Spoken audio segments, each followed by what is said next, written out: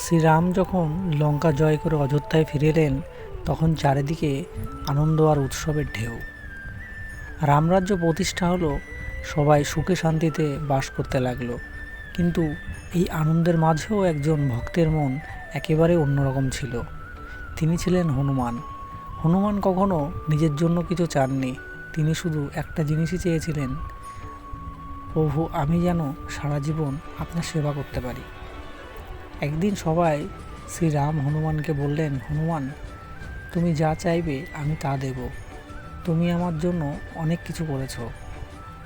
হনুমান মাথা নিচু করে বিনয়ের সঙ্গে বললেন, প্রভু আমি কোনো স্বর্গ চাই না, কোনো ধন চাই না, আমি শুধু চাই যতদিন এই পৃথিবীতে আপনার নাম উচ্চারিত হবে ততদিন আমি বেঁচে থাকি, আপনার সেবা করি।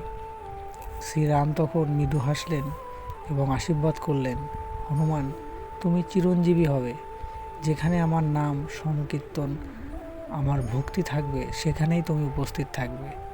এই আশীর্বাদ পাওয়ার পর হনুমান পৃথিবী ছেড়ে যাননি, তিনি আজও আছেন অদৃশ্যভাবে। যখন কেউ সত্য ও ধর্মের পথে চলে তখন বলা হয় হনুমান সেখানেই উপস্থিত থাকেন, নিঃশব্দে রক্ষা করেন।